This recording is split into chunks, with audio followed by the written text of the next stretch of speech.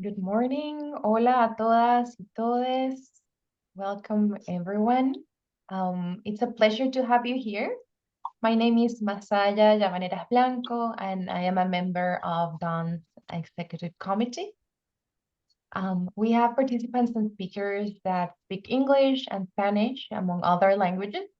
So before we get started, I want to make sure that you know that we have simultaneous interpretation using the interpretation function on Zoom. So the simultaneous interpretation is English, Spanish throughout the session.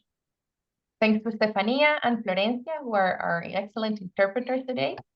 We also invite you all to introduce yourselves in the chat using including your name, your country, your organization, and if you have any questions throughout the session, to use the Q&A box available. We'll switch to Spanish for a second so that everybody is up to speed. Buenos días a todas, a todos, a todes. Bienvenidas. Quería explicarles que contamos con participantes y ponentes que hablan español y que hablan inglés, entre otros idiomas. Y que antes de empezar es importante explicarles que tenemos traducción simultánea, inglés-español, durante toda la sesión, utilizando la función de interpretación de Zoom. En particular, y gracias a la traducción de Estefanía y Florencia, que nos acompañan como intérpretes durante esta sesión. Les invitamos también a usar el chat, colocar allí su nombre, el lugar desde donde se conectan, la organización de la que forman parte, y si tienen alguna pregunta a lo largo de la sesión, háganla usando la función de preguntas y respuestas del Zoom. So as we get started, I want to introduce Dawn to those of you who are getting to know us today. Dawn is a network of feminist researchers and activists from the Global South. Our feminism entails material or countering the material basis for social, economic, and political inequalities, injustices, and exclusions. We were founded in 1984, and the launching of this book is one of the ways in which we're celebrating and marking our 40th anniversary. Pandemic Policies and Resistance, the book that we're launching today, an exemplar of how we approach our work and how we approach feminism.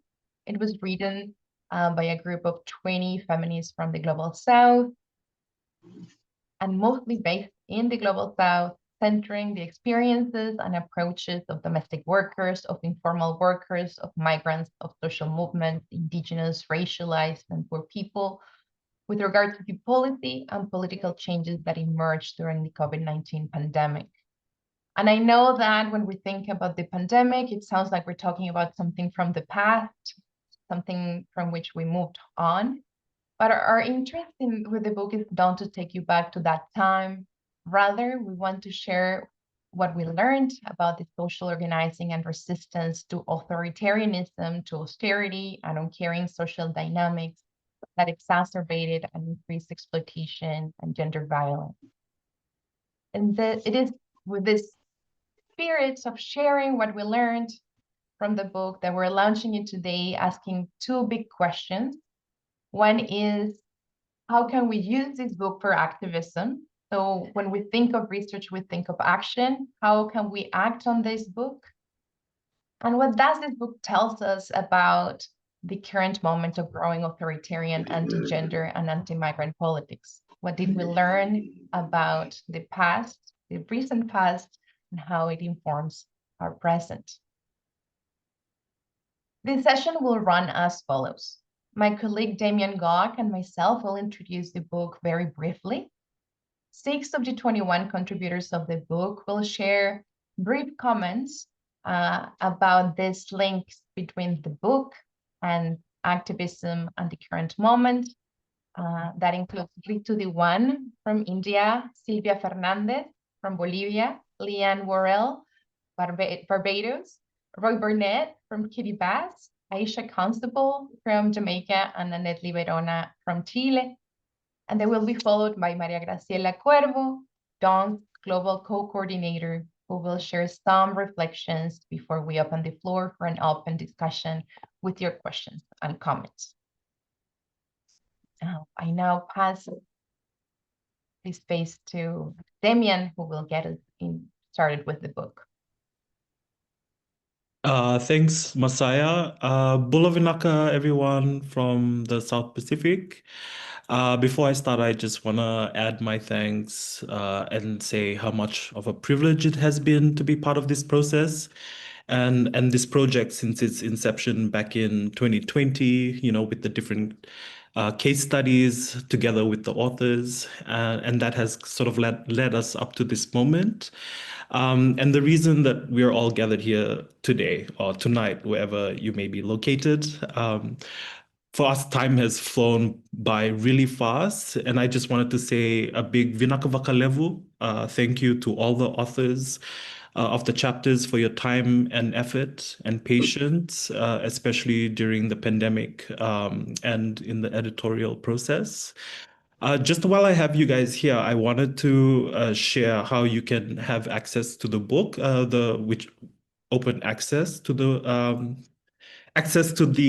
open access book. So you have two options. You can either go to Dawn's website and navigate to the projects page.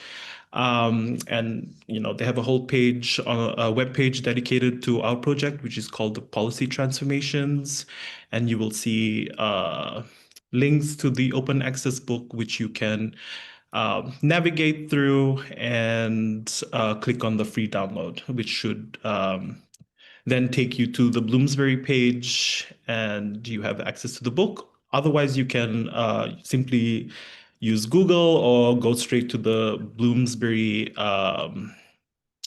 website, which should look like that. So just give me a second. So the book, as we all know, has its genesis during the COVID-19 pandemic, and focuses on 12 countries across 5 global South regions. And it looks at 4 very big policy areas, namely macroeconomics, labor policies and workers' rights, migration and human mobilities, and care and social protections. We use the Dawn interlinkages approach as the analyzing building block for this book.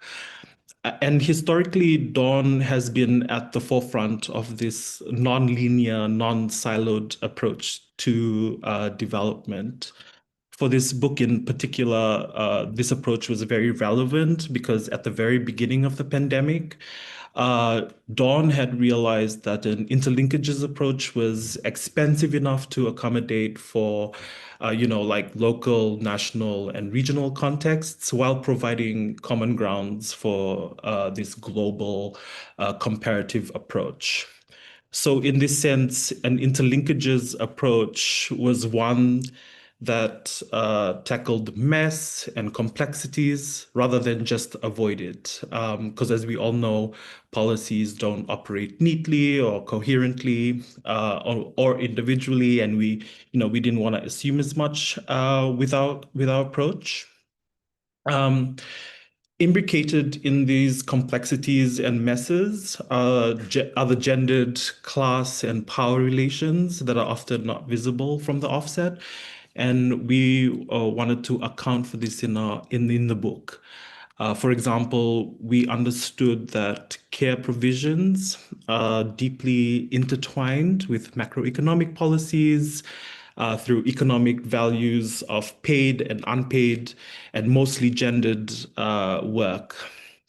And what we found was that there were 3 major trends across these 12 case studies, and we had structured the book as such. If you go to the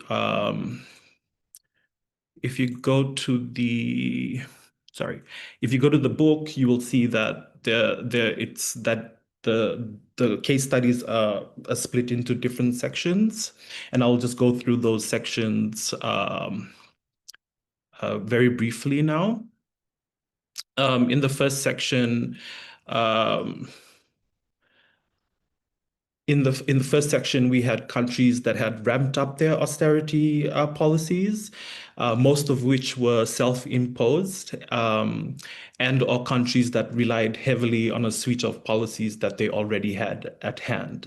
And these were countries like Ghana, India, Trinidad and Tobago, and China. And then on the other hand, we had countries like Barbados, Kiribati, and Bolivia who attempted to develop policy or make policy decisions that met or addressed the effects of the pandemic to very varying degrees of success. And lastly, we saw a common trend of social resistance and a collective politics of care, especially in instances where governments were either lacking, inefficient, or needed some assistance from non-governmental organizations. Um, and there were also actors other than the state who mobilized to change, who mobilized to develop or influence existing policies to address, in that context, to address the implications of COVID. And we see this very clearly in the cases that were put forward in Argentina, Jamaica, Chile, and Malaysia. Imbricated within these three big trends that I've mentioned, we observed two major and important emerging common issues that were constantly weaving in and out of these 12 case studies in the book. And they were feminist digital justice and a radical politics of care. But I will now pass over to Messiah to go through these two emerging issues with you. Thanks, Messiah. Over to you. Thank you, Damien. So as Damien mentioned, there were two issues that were stemming right through the 12 different cases, 12 different countries and chapters. The radical politics of care was something that emerged quite clearly, and it's something that for us feminists have been part of our activism, especially Southern feminists that have a strong material component to how we understand feminism and gender inequalities. So the centrality of care, especially on paid and underpaid care labor, was evident in the efforts carried out around the world by women, by the poor, by racialized groups and castes, by indigenous peoples, farmers, migrants, and informal workers that were forced to sustain livelihoods and life in a context of extreme duress. Care was not only central to economic and social practices, though. We argue that it had powerful political implications. And the fact that social movements and community responses included caring and supporting each other, often across difference, signaled not only a fundamental contrast with the profoundly uncaring responses shown by many governments, such as the case of India, as to the one we'll talk about in a bit, but also a deep political statement. And in many cases, political organizing began as collective cross-movement solidarity to guarantee access to nourishment and support. The successful organizing by migrant domestic workers in Malaysia, for example, and the building of broad coalitions between migrants and non-migrants in Chile, as Nanette Liberona will be telling us about in the next section, were the product of care in action. And these mobilizations began with the distribution of care packages to those whose livelihoods were most at risk, regardless of migration or citizenship status. And they even took a transnational scope, thinking about the Kiribati case that Roy will talk about in a little bit, with seasonal workers stranded in Australia and New Zealand during the pandemic. So a radical politics of care manifested in translocal relations of solidarity across movements and sectors. It was a means in that a solidarity I was sorry, both a means and an end. It was a means in that solidarity and relationship building were part of collective action and political organizing. But it was also an end in that care labor created and sustained these relationships. It was at the center of this. Care labor, care relations, care practices were carried out in concrete, practical ways, and in cases like Malaysia, written by Liva Sridaharan and Jenne Fu, those relationships were central in movement building and policy transformations.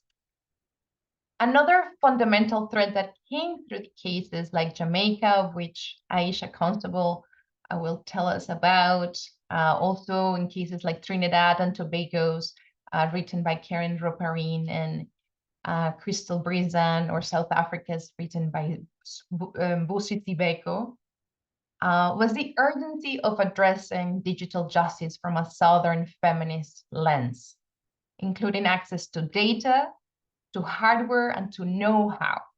These experiences of women, migrants, informal workers, and other marginalized groups showed that access to limited social protection, to the very limited social protection provided by governments during the pandemic, was, for the most part, mediated by access to devices, access to the internet, access to knowing how to use devices, and access to data.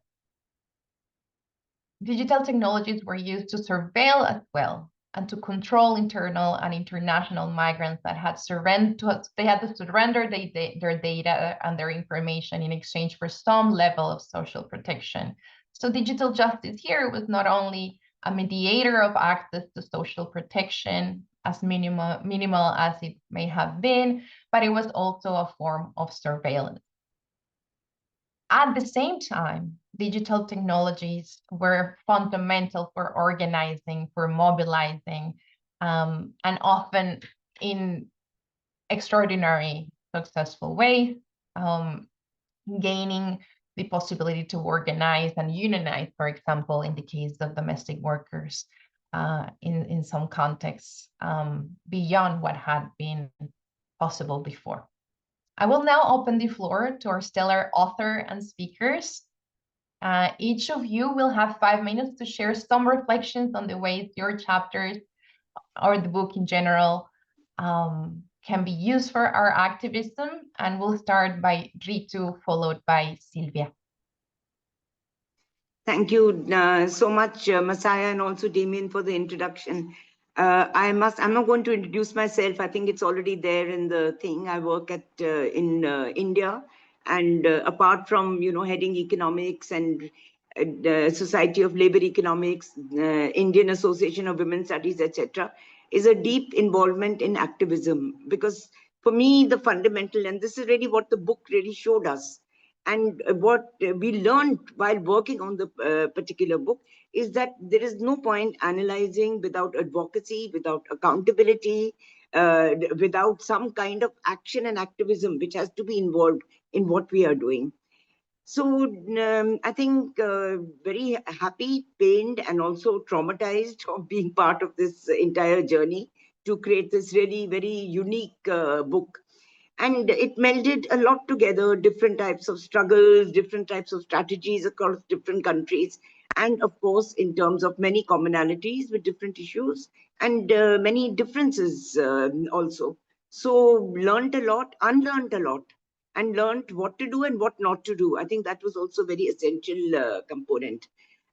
India, as you know, was, I think, one of the worst affected, not only in terms of death, but in terms of policy. And that's really what made the situation much, much worse. The entire country, first of all, the pandemic was declared at a very late stage, though people had been asking for it 3 months later than when it became an international phenomena. The first reaction was to close down the entire country. And in a matter of 4 hours, and this national lockdown where 1/3 of the country's workers are migrants was something which was really very, very painful to work with and to be able to analyze. And the pandemic came at a time when India was already falling on all global rankings. I'm not going to the detail whether it was hunger and also very much so democratic backsliding. And India, in fact, has been demarcated already before the pandemic came from a free to a partly free democracy. The focus, of course, of work of what we did was really the issues of morphology, of understanding labor, the linkages, labor, migration, livelihoods, and all with a gendered perspective. There's nothing you can do without a gender perspective. And the worst impacted internal migrants, all the working poor, single women, and trans persons. Trans persons are totally missing from any kind of a policy. And the greatest challenge, of course, was also getting data, and there was no data which was available, so we created our own. I mean, one's not going to be defeated by the lack of official data. So whether it was focus group discussions, going to camps where the workers were staying, or telephone, or using internet, or whichever way it was, we managed to collect some kind of data. Now, the pandemic, I think there are two components I'd just like to talk about. One, that it came in a context which had already started of increasing authoritarianism. And this was not only anti-poor and anti-migrant and anti-gender, but increasingly anti-minorities, particularly the Muslim minority. And the two aspects of this, one is what I call collateral inequalities, which increase because of a very uncaring, it just didn't care about the people or the citizens of the country, a kind of a pandemic policy, no food given, no transport, no accommodation, nothing, absolutely nothing which was there. And the impact is actually intergenerational. So apart from specific issues like domestic violence, which increase very, very dramatically, maternal mortality rates, child mortality rates, there was also an increase in child marriages, in child labor, in increase in sex workers who were like, taking 5 cents an encounter. That was a level of destitution and desperation which existed. A very strong aspect was the rise in unpaid work. India, of course, is one of the highest percentages in terms of women doing unpaid work. Underpaid is a very different kind of an issue, but one of the lowest female participation rates, which fell very much during the COVID period. And we had a massive intensification of precarity of work. Now, with this, under what I call the camouflage of COVID, there were several policies which were passed. Now, remember, there was no discussion in the public, not even in the parliament. What is the people's representation? So you had a Citizenship Amendment Act, which tried to throw out the minorities from citizenship of the country. There was environmental laws were diluted, impacting all the tribals who depend on common property resources. Labor codes, all this, that means labor codes for the ease of doing business, not for improving workers' situation. And of course, the Farm Acts, which we know, which all came during the period of COVID when everyone was just struggling to be able to physically survive. And also, of course, the impacts were many and they continue, but there's a huge amount of inspiration which we got because all these people got together, farmers, workers, minorities, students, women's organizations, and led to what is one of the longest struggles in the history of India, the longest, but also internationally. And we got huge international support for this movement which was there. Also, what brought to the fore, because of the involvement of women, were different kinds of issues which had not been discussed earlier in the movement or not been discussed enough. Costs of production, indebtedness, minimum wages, landlessness, etc., etc. The greatest learning, of course, whether it's in terms of analysis or activism or advocacy, reflection and action, is that we have to understand that the state cannot be seen in isolation from all, from any kind of a policy which is passed. And this is what I call the nature of the state for all. And this is throughout, I've noticed in every single country where the chapters were written in this book and even otherwise, what I call the macro patriarchal state, that patriarchy cannot exist without the macroeconomic framework, and the current nature of the state cannot survive without it depending on patriarchy. And unless we accept this And unless we cross all borders, whether internal or international, and come together for collective action, I think that is the greatest learning which I had. Many more, but maybe in the discussion. Thank you. Thank you, Ritu. We now move to Silvia Fernandez. Silvia, te pasamos a ti el espacio por los próximos 5 minutos. Hola, hola, hola a todas y todos. Bueno, gracias por este espacio y escuchándola a Ritu, también me pongo a ver las similitudes que ha habido en mi país, en Bolivia, el Estado plurinacional de Bolivia, respecto a cómo se han ido abordando, cómo se ha ido abordando desde el Estado la crisis del COVID. Igual que en India, nosotros veníamos de una ruptura del orden democrático que se había dado como 3, 4 meses antes de inicio de la pandemia. Entonces, esto también marcó una característica muy importante sobre la respuesta, el tipo de respuesta de las autoridades, ¿no?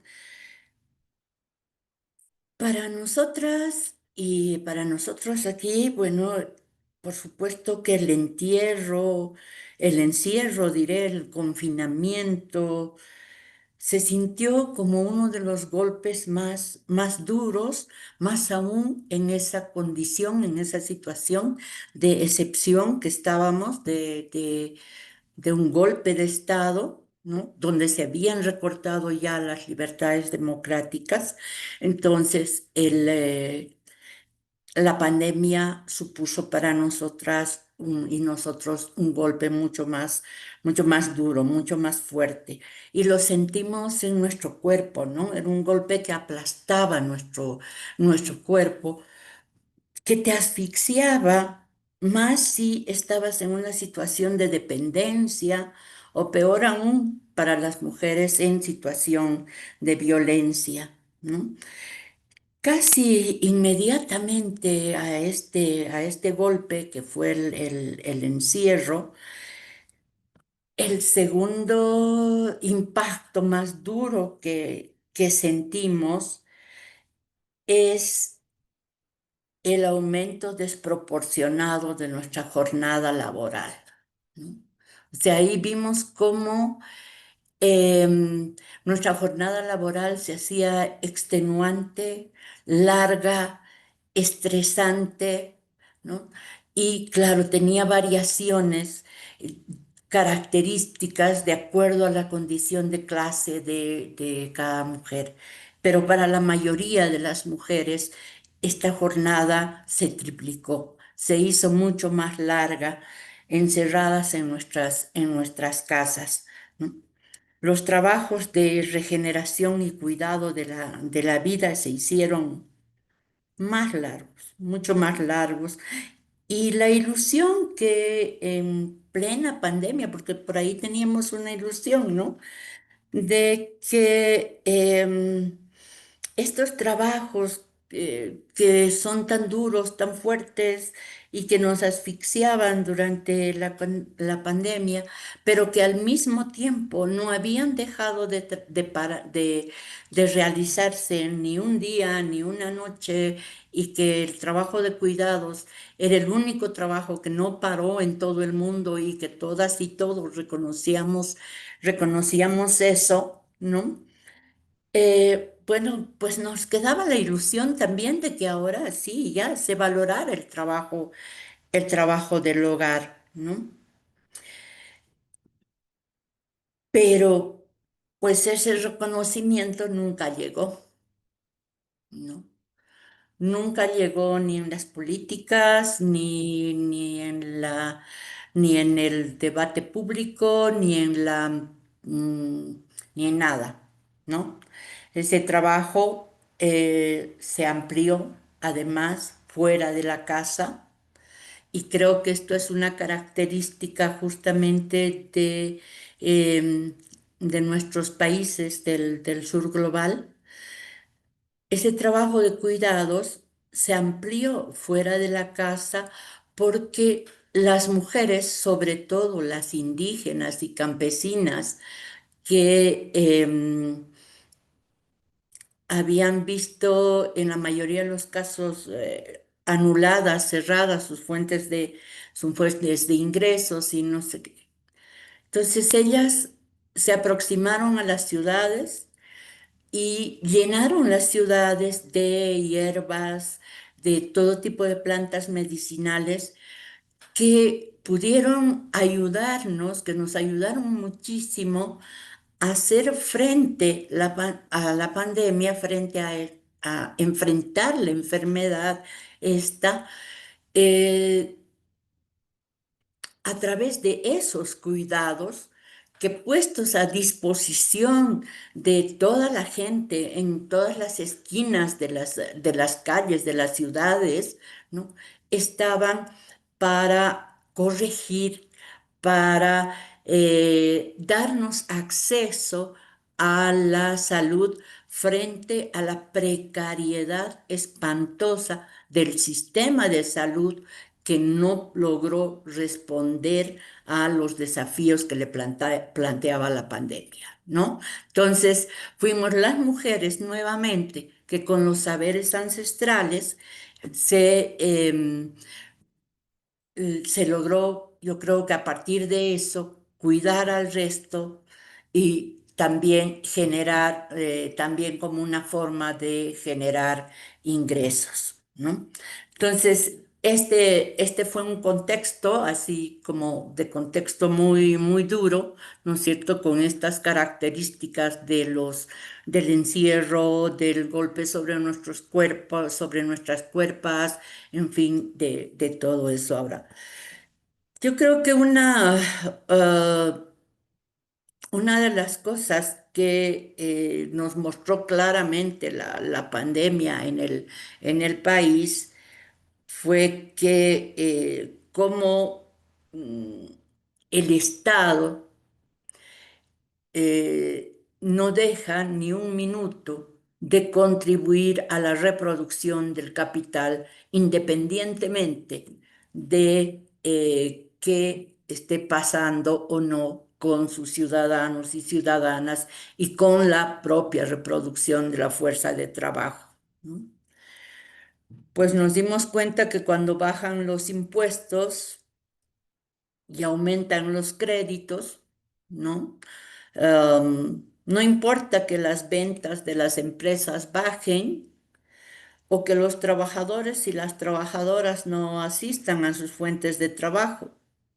Total, el Estado no deja que la tasa de ganancia rebaje, ¿no? No deja que esa crisis le impacte a la tasa de ganancia. El Estado paga los créditos a los bancos, aplica moratorias a los pagos de la seguridad social, que eso ha sido de un impacto muy duro para la población en general, pero que ha logrado salvar sobre todo a las grandes empresas, ¿no?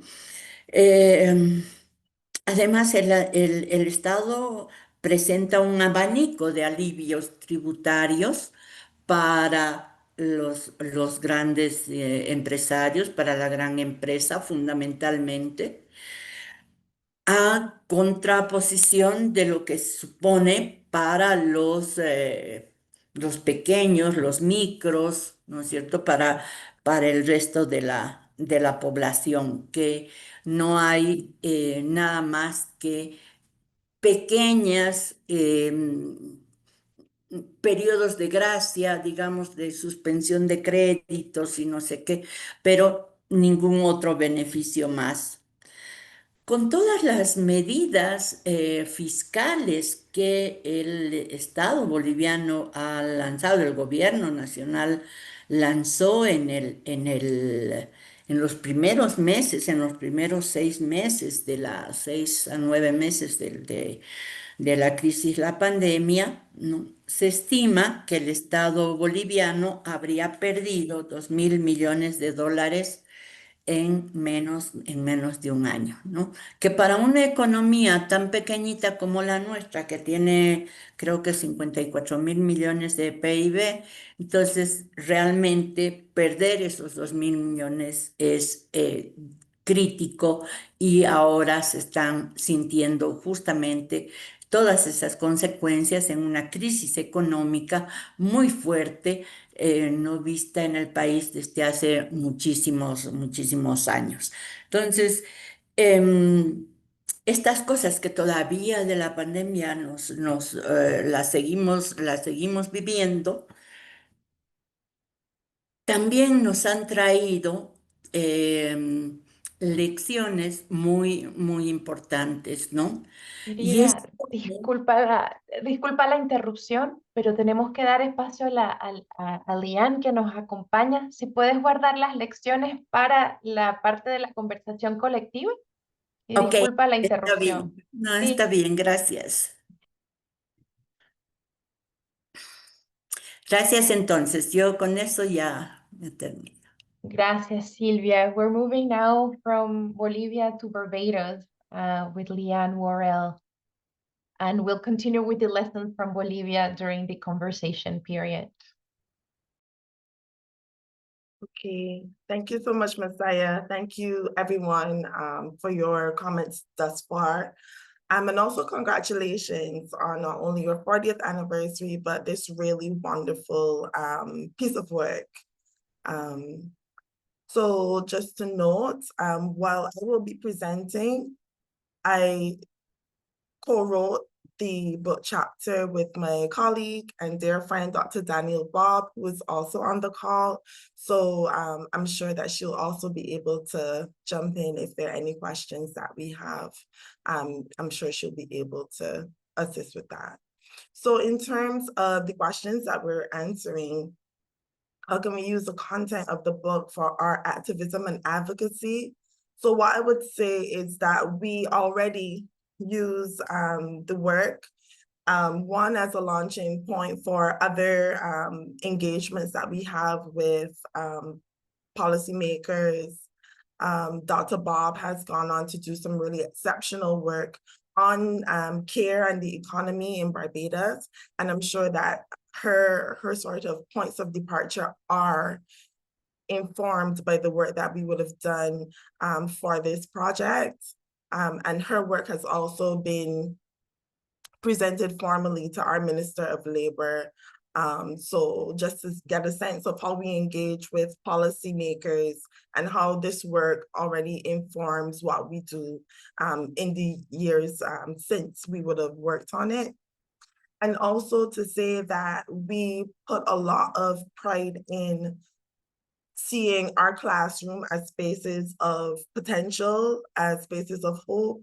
So Dr. Bob is a lecturer, I lecture sometimes. We also do a lot of public engagements with workshops, with NGOs and with grassroots folks. So when we come to classroom spaces, we really do see them as opportunities to shape minds.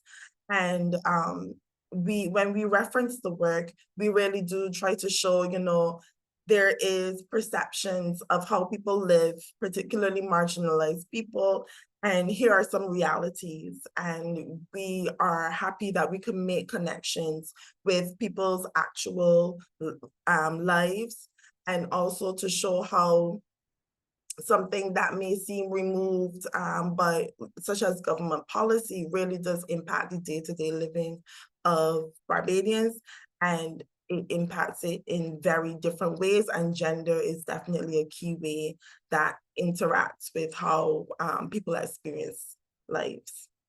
In terms of our research and the application to the present day, we wanted to draw on two examples. So we focused on the minimum wage changes that occurred even within the context of COVID. The government was still committed to increasing the minimum wage.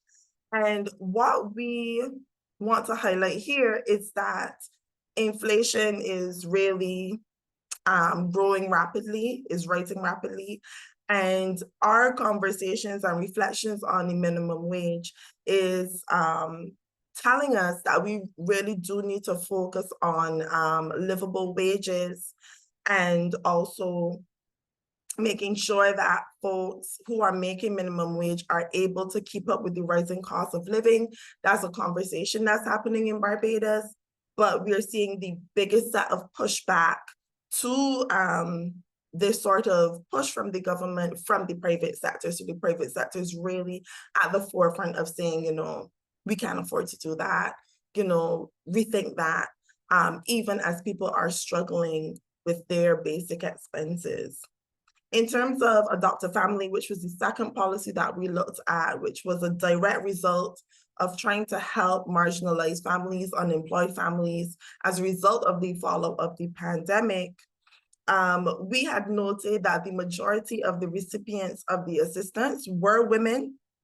But when we spoke to the policymakers who were in charge of rolling out the policy, they did not factor in women's multiple roles, particularly their caregiving roles, in the rollout of the policy, right? So they had the data to prove, okay, well, a lot of women are coming forward and they talk about the things that they want, but they did not then sort of create the support around what the majority of their recipients were asking for.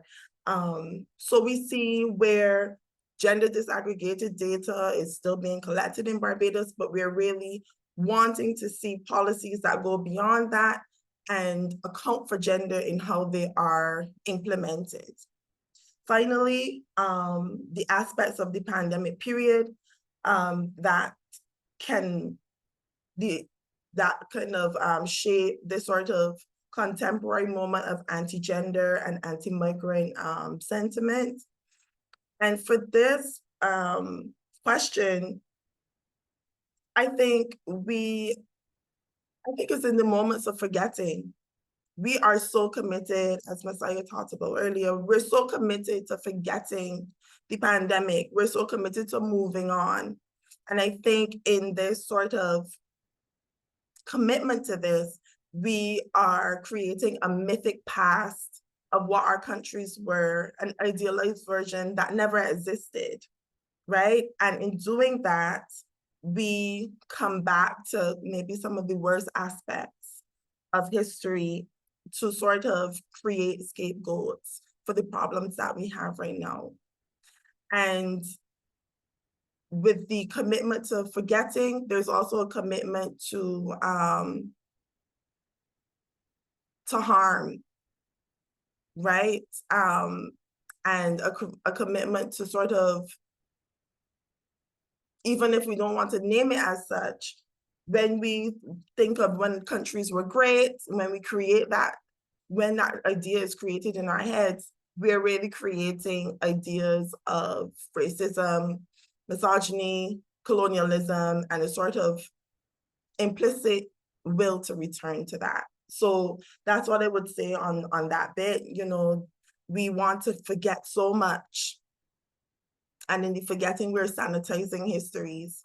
And in the sanitization of the histories, we're going to repeat the harms that we've worked so hard to sort of undo. And I'll stop there. Thank you so much. Thank you so much, Leigh-Ann. That's a powerful set of words to leave us with. We now move to Kitty Bath with Roy Burnett.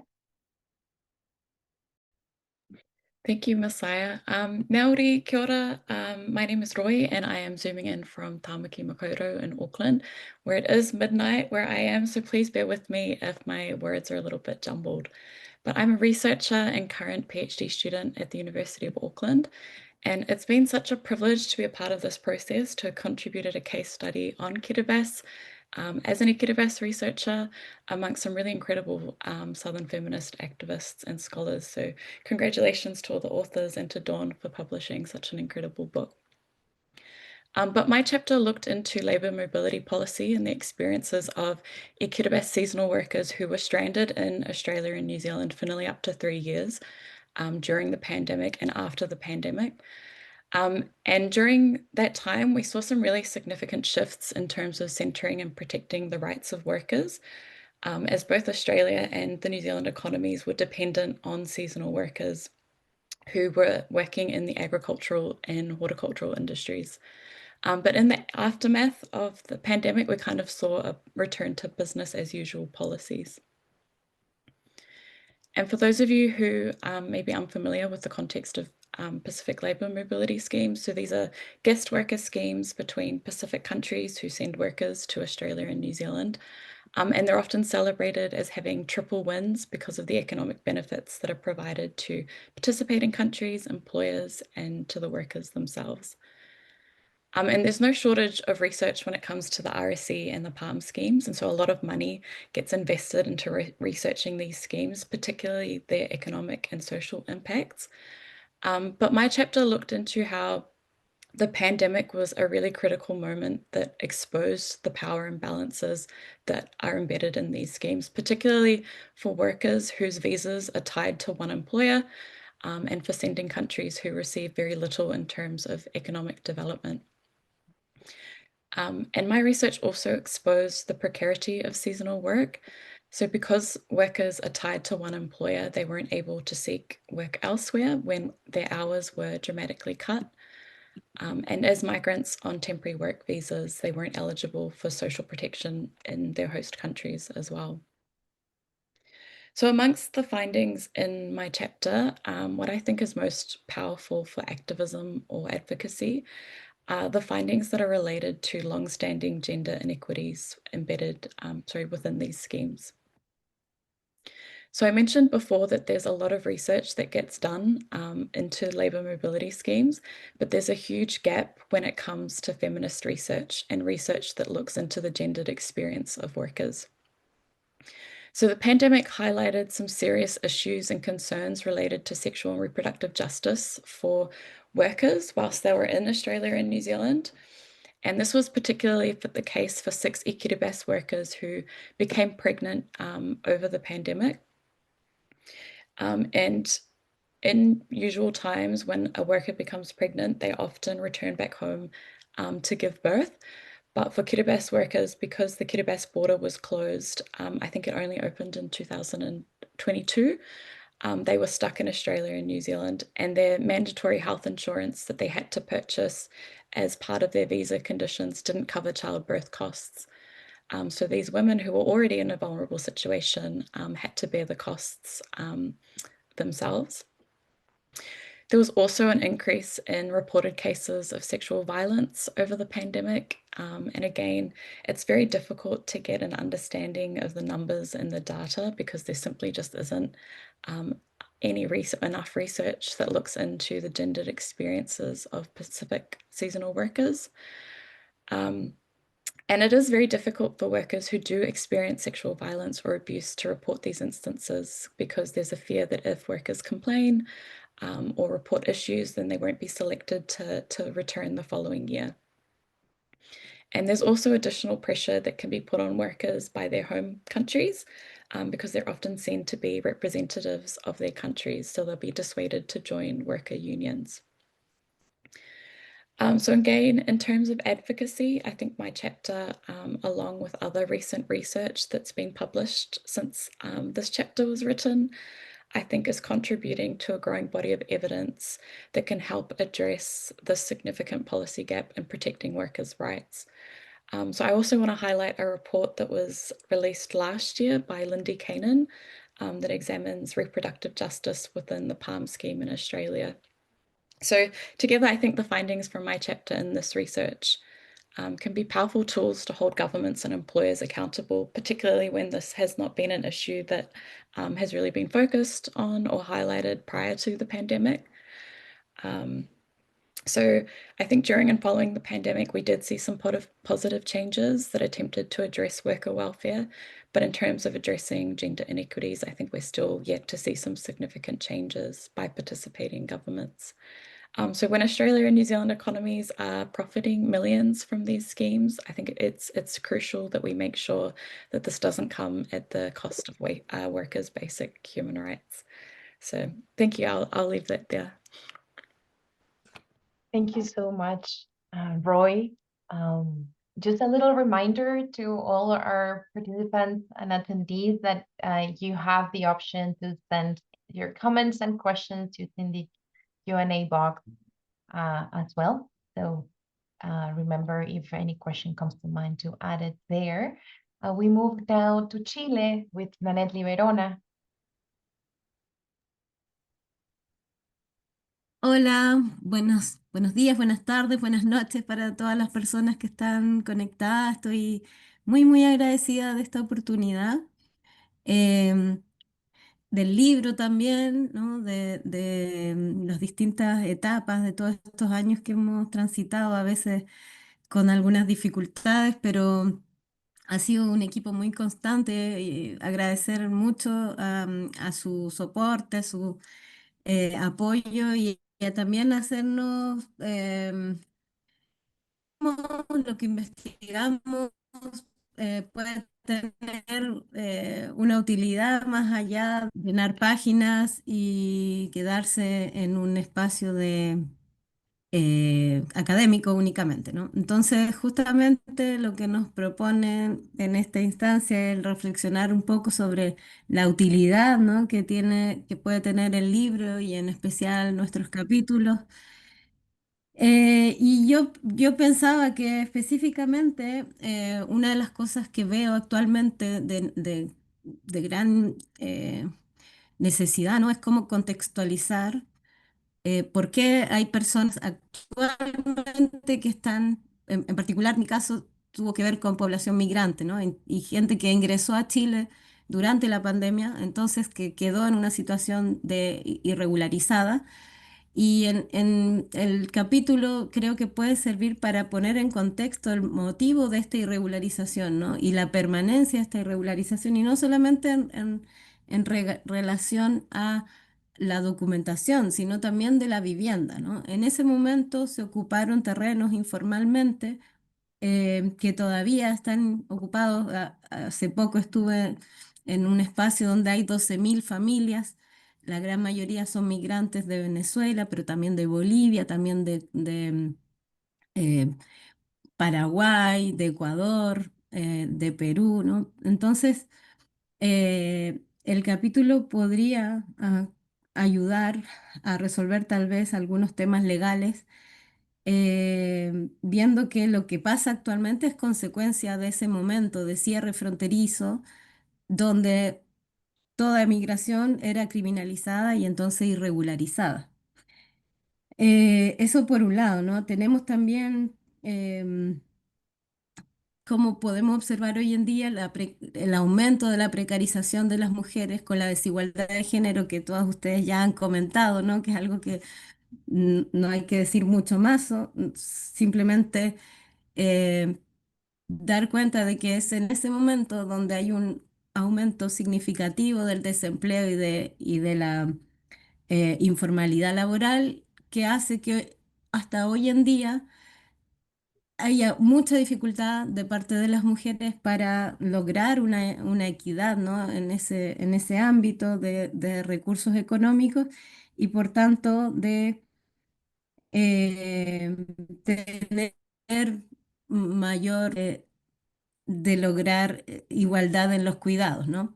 Ahora en Chile, por suerte, tuvimos en ese momento un cambio político que, si bien no sé si sea totalmente positivo en todos los ámbitos, pero sí se crea una política nacional de apoyo y de cuidados. Ese es el nombre. El año 2022, en marzo de 2022, se declara y ya se establece como una política nacional y luego desde este año 2025 se ha puesto en marcha un sistema que se llama Chile Cuida, que es un sistema nacional de cuidados que tiene un programa hasta el 2030. Entonces, de alguna manera, yo creo que lo que nosotros acá documentamos también ayuda a poner, ¿cierto?, en contexto histórico todo este movimiento social que está muy vinculado entre el movimiento feminista y que es un movimiento feminista que es antirracista, que apoya al movimiento migrante, porque además de ser antipatriarcal es también anticapitalista, y entonces toda esta conjunción de reflexiones políticas y de activismo político va a contribuir a impulsar, ¿no?, estos temas en la agenda pública. Y por otro lado, entonces se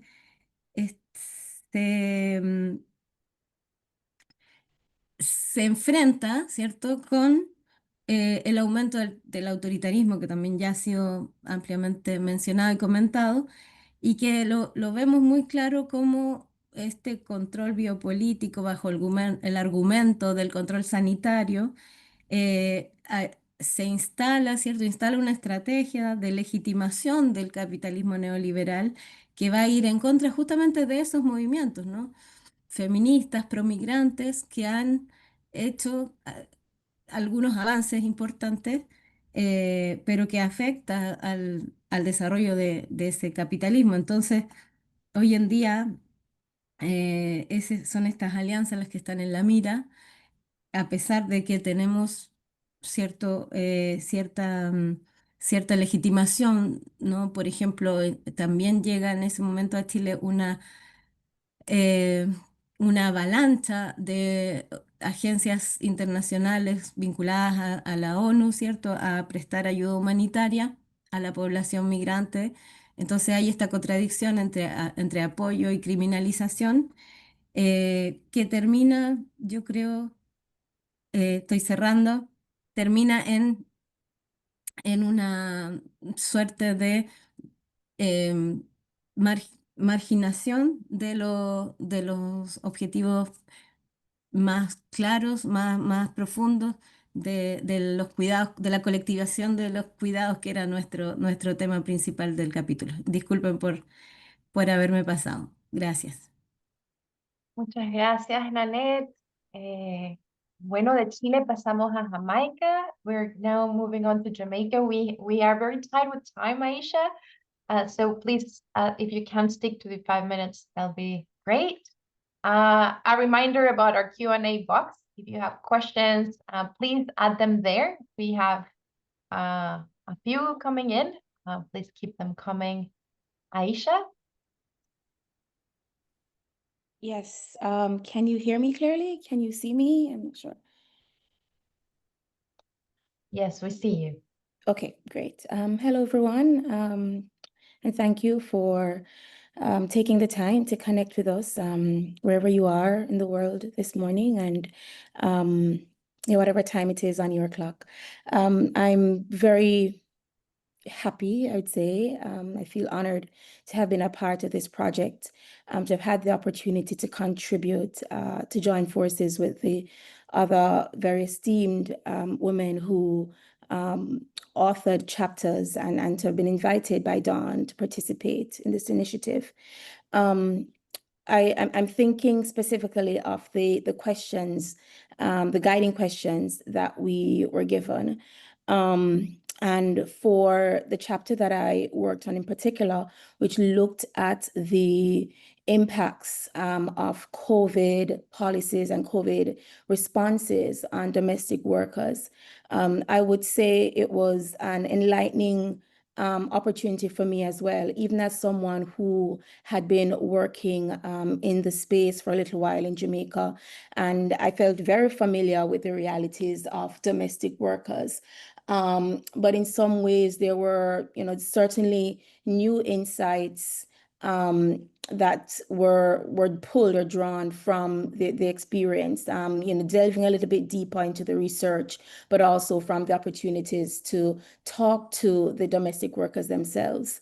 I think one of the things that was evident was that their, realities are very much steeped in the history of the country and the region, I would say. What was evident was that the colonial history of the country has, continues to shape their realities and the realities of the labor markets and, labor hierarchies in the country.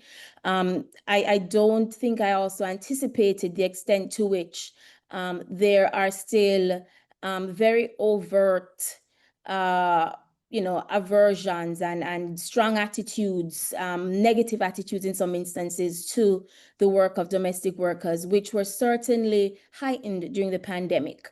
So that for me was also very eye-opening, and it shows the extent to which domestic workers themselves feel, I would say, afraid, feel left out, excluded, and the ways in which that continues to be perpetuated by different activities and events and policies locally.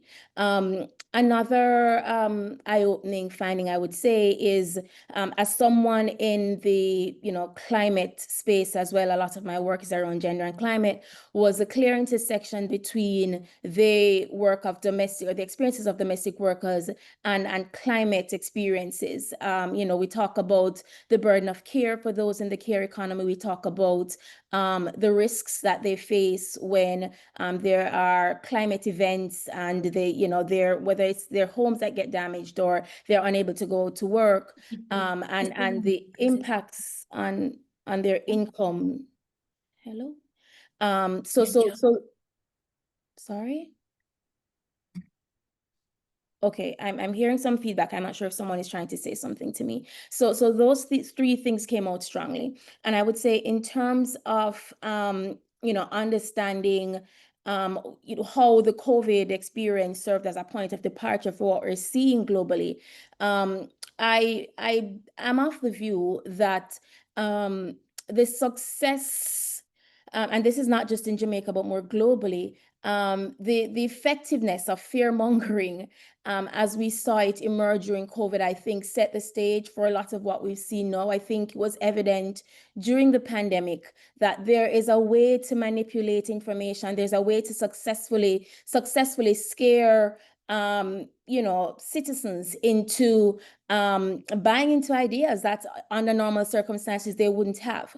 And I don't think it was new knowledge or this was the first time, but certainly I think there was a very strong reminder of how governments can capitalize on the fears of citizens and use that to their advantage, as well as the effective use of different media and maybe new media as well and technologies, again, to spread the same messages, to divide folks around varying beliefs or viewpoints. And I guess in a way it's the effectiveness and the efficacy of the notion of divide and conquer. And we certainly saw that come out strongly. And I think we're seeing where that is being, and I'm watching the time, where that continues to be exploited for the benefit of governments.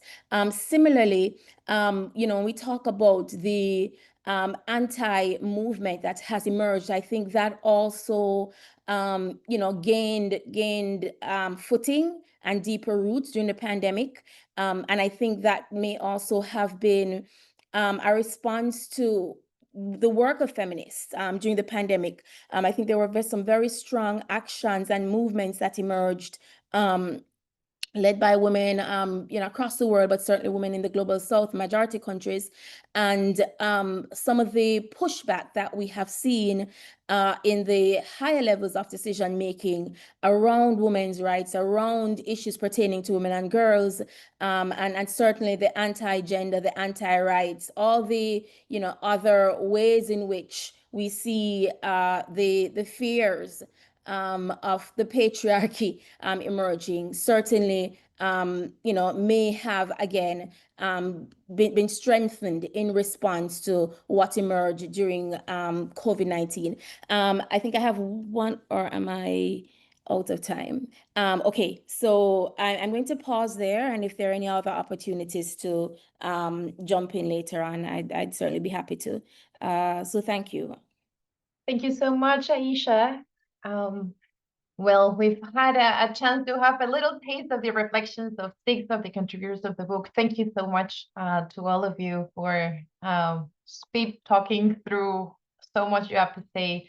We have 5 more minutes for reflections. Now with Maria Graciela Cuervo closing this part of the conversation to then open for questions and comments from everyone.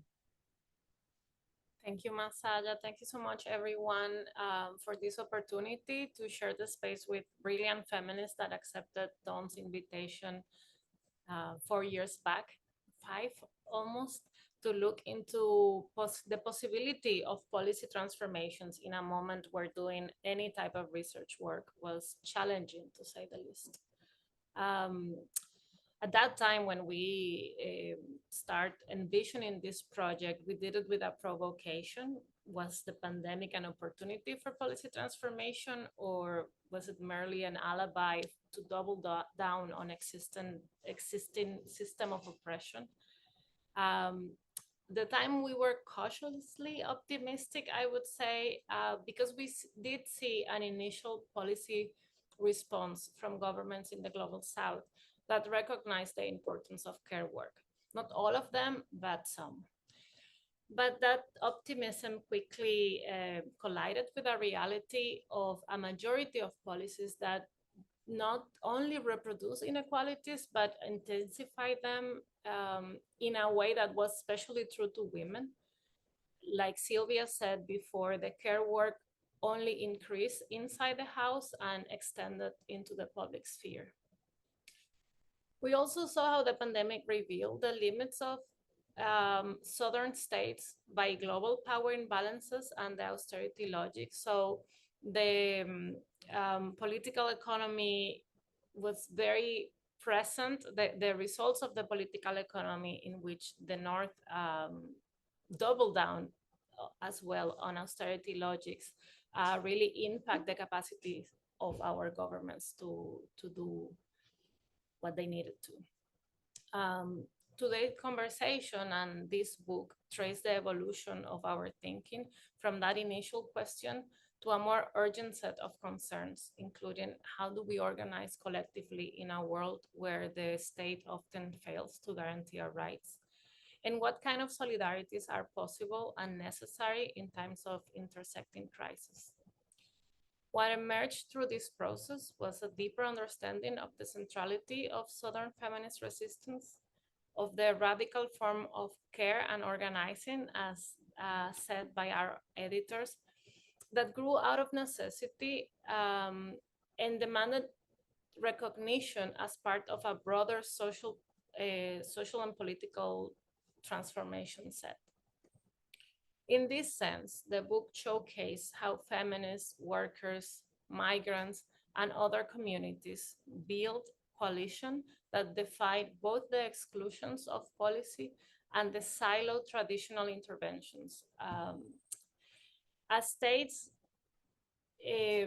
developed their policies, unfortunately, we saw that they maintained this silo. And as stated by the editors, the book illustrates the interface between collective care and political organizing, pushing back against exclusions. The cases demonstrate that transformation also happens in the responses built from the ground, not only through formal policy shift. To us, this has a particular importance because it reflects that our interlinked intersectional analysis, which are the starting point to address the context of crisis we are in and to involve progressive social movement into a common cause. As Ritu said earlier, which I love the way she said it, there's no point to analyzing without advocacy, without accountability, without some kind of action and activism. We hope this book inspires feminists to continue organizing across borders towards futures where all life is prioritized. Thank you.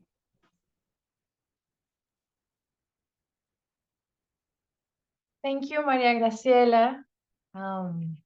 Thanks for helping us bring this conversation together. So we're now in the space for questions, for comments from everyone. We've had a few of them posted here, and I saw another one on the chat. I wanted to confirm with Leda and Maria Alejandra, whether we can open the mic for people to say their own questions if they wish to do so. Yes, just if someone wants to raise the hand, then I can. All right. Okay. So we have one question, a couple of questions and comments already in the box that we can start with, and then follow that by Ayesha's comment, if that's okay. I'll just read the comments and questions we have, and we'll open the mic and perhaps address them together. So, oh, and Ayesha, I see one of the comments is yours, so I'll let you present your own. I have a comment from Corina Rodriguez Enrique, one of Dawn's executive committee members. Corina asks, perhaps we can think of electoral authoritarianism as a new pandemic. In this sense, this book and all of its chapters offer us relevant lessons. I believe that they all teach us, and that it is a collective organization that allows us to resist attack and achieve progress. Having written the chapter on care policy in Argentina at a more hopeful time than the present, I like to think that even though the setbacks seem enormous, much of what have been achieved remains, perhaps in a latent form, and that it is a matter of re-energizing our organization and thinking collectively in order to resist the effects of the pandemic of authoritarianism and be ready for the reconstruction when the time comes. I like that what Ritu said, that analysis without activism and advocacy makes no sense, just like Maria Graciela mentioned. And the book and the work we do speak to that. Ayesha, would you like to step in? Yeah, I'm wondering if you can hear me. We can. Okay, great. My name is Ayesha Saibari. Most of the time during the pandemic, I was in Pakistan, and I really resonate with everything that everyone's spoken about here. This is a huge celebration for women like me who, were doing extreme caregiving, and doing a lot of boss girling, and also burning the candle at both ends, and not getting any of the support, not from the state, not from institutions, not from private sector. We did, however, I was working for a telecom company at the time, and provide some data to UN Women, where we saw some of the same results that you're sharing here. And I'm wondering, was Pakistan part of this study, and can maybe some of your authors speak to it?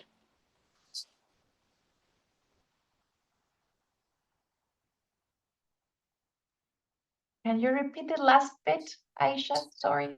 I was saying, was Pakistan or any data from Pakistan sort of part of any of the authors' study, and can they, maybe highlight one or two of the findings from how Pakistan dealt with the pandemic, particularly how it impacted women there?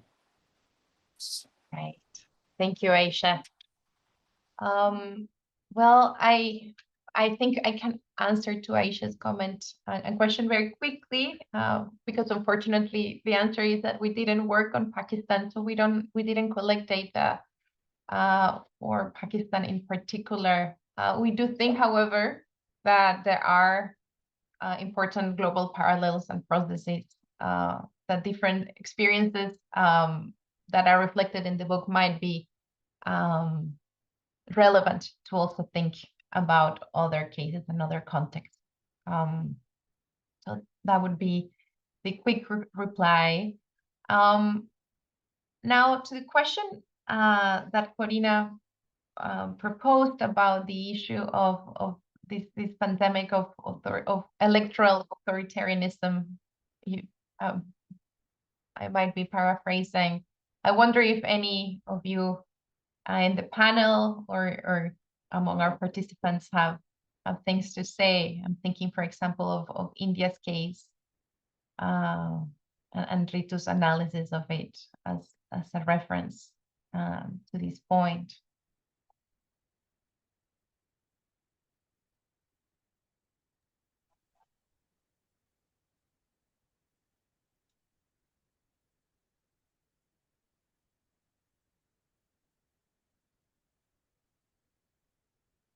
So, well, we figure if we give some time to potential reflections on it.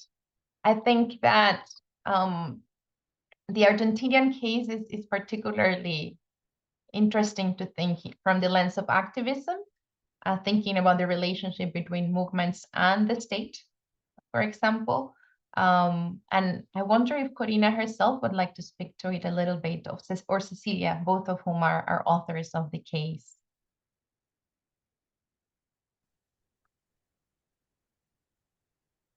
Buenos días. Buenos días. Te oímos perfecto. Aprovecho que hay traducción y ya que voy a hablar de Argentina, lo voy a hacer en español. Muchas gracias, Masaya, Damian, y gracias a todos los colegas con quienes hemos...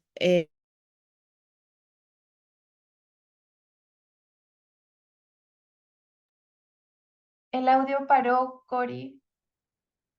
Sí, me dio la posibilidad de entrar como panelista y se ve que se reconectó.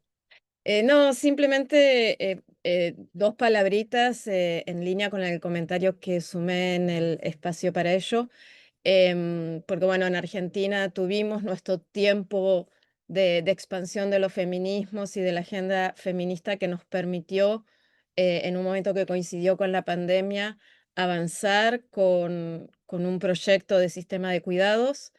Y luego tuvimos un gran retroceso con un cambio de gobierno a un gobierno que entra en todas las definiciones posibles de autoritarismo electoral y con el cambio de gobierno también hubo un gran retroceso en la agenda de los cuidados. Entonces, creo que es bueno pensar, hacer un paralelismo entre la pandemia de COVID y la pandemia em, de autoritarismo, y creo que uno de los desafíos que tenemos los feminismos ahora es cómo relacionarnos con estos estados autoritarios, ¿no? Con los estados un poco más progresistas que tuvimos o que hay ahora en algunos países de América Latina. El diálogo siempre con dificultades es más posible. Existe la posibilidad de que haya feministas haciendo parte de la gestión de las políticas públicas y eso favorece enormemente el avance de nuestras agendas.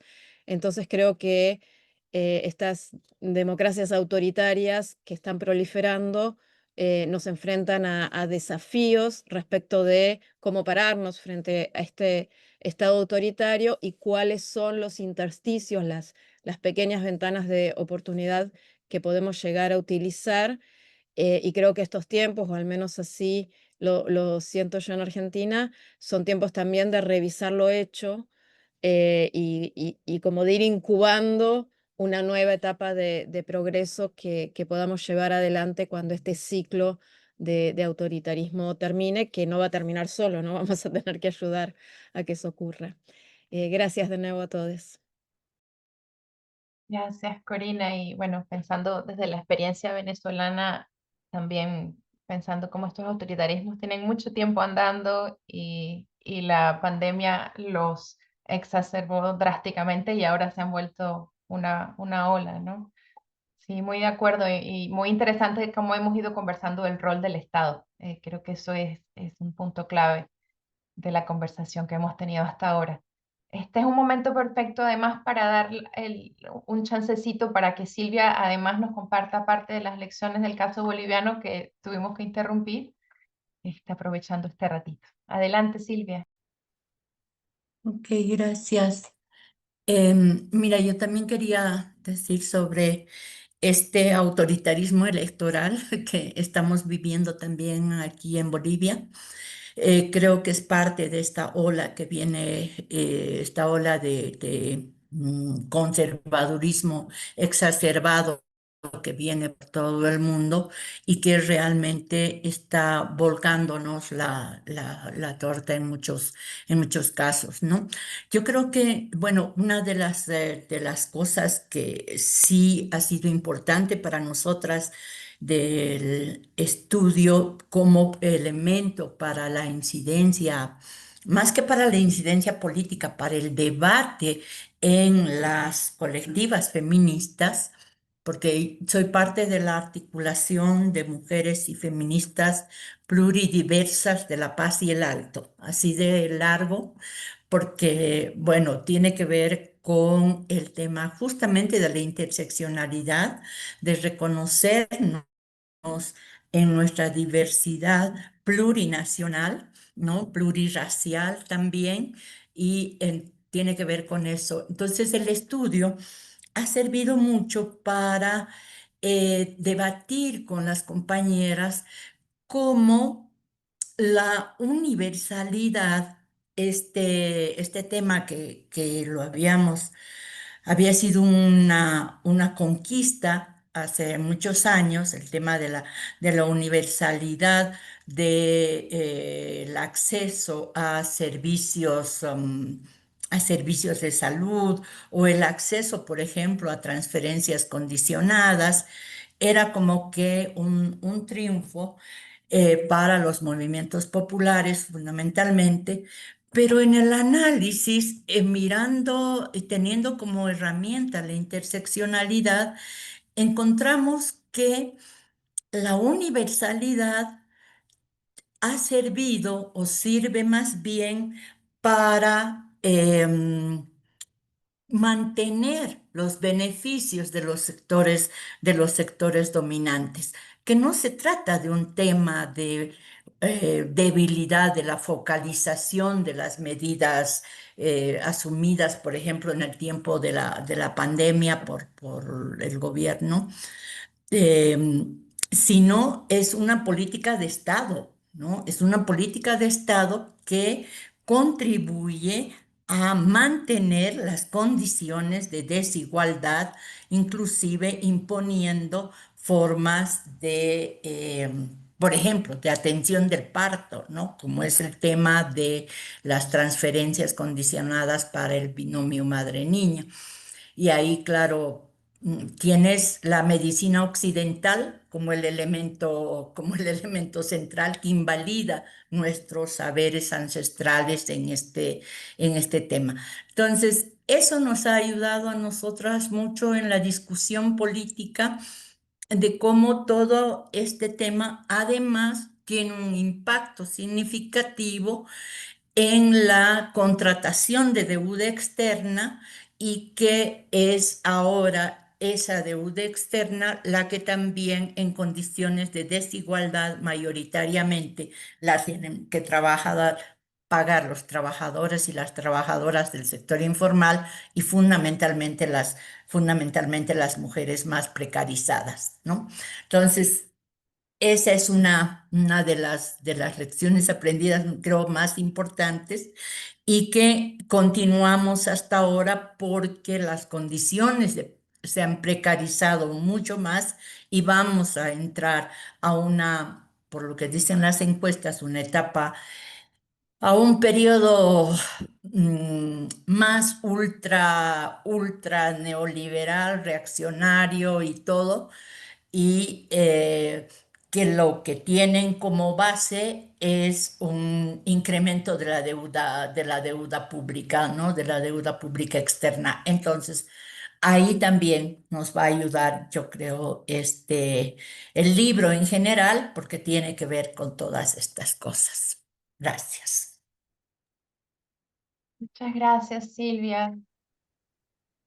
Bueno, este puede ser un momento para traer cualquier comentario o pregunta que quieran contribuir también las propias autoras o coeditor para ir cerrando la sesión. Adelante, Nanette.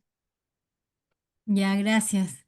Yo quería comentar que también algo que fue un, un detonante, ¿no? A la reflexión de que traté de esbozar antes, ¿no? De cómo escribir de ahora en adelante, cómo presentarnos cuando hablamos de nuestras investigaciones y entonces de declarar muy claramente la investigación como una etnografía colaborativa, también nos parecía un acto político importante porque nunca estamos escribiendo solas, nunca estamos desapegadas del activismo, ¿no? Es como parte de la metodología tiene que ser de esa manera, con las organizaciones con las que estamos y en mi caso con AMPRO, que ya lleva casi 10 años trabajando en estos territorios, y entonces de también empezar a pensarlo eso desde otras teorías, como por ejemplo de las luchas migrantes, que también sirvió este impulso, ¿no?, que nos dieron ustedes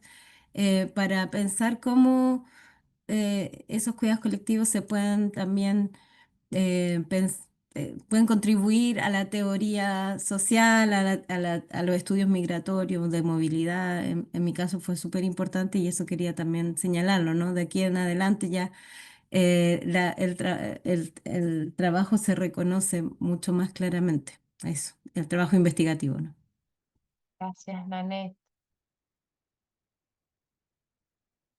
Yo creo que ahí el comentario de Ritos ha sido muy importante y ha resonado, ¿no? Como el rol de la investigación como parte de un proceso de rendición de cuentas, traduciría yo, como un proceso de accountability, como diríamos en inglés, donde las investigadoras y las investigadoras somos parte de un proceso social y nos debemos también a esos procesos. So I will take this time to close.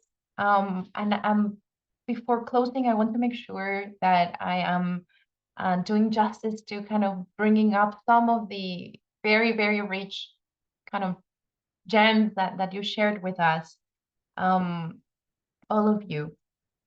One of the points that I think have come across very clearly is the role of the state and the role of authoritarianism in how we are experiencing this moment.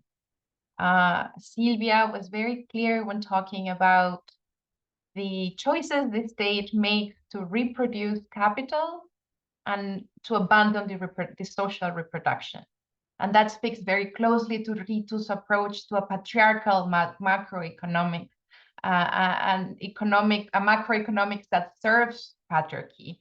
I think that's a central kind of analytical aspect of our book, but it's also central for how to act politically, right? What is our relationship with the state? What do we expect from the state? And how do we live in tension with it? I think that speaks, for example, to the Argentinian case, in which that relationship was transformed as we thought this collectively. So that, I think, at the center of the politics of this book and how to live these current moments as social movements. Another element here is the production of knowledge, thinking of what Nanette said, knowledge for whom, by whom, and for what. And for Dawn, this is a very clear commitment to social and political action. That's why we create knowledge. And that's why we're part of a collective process of creating knowledge. It's not something that happens in isolation. It's a political action in itself as well.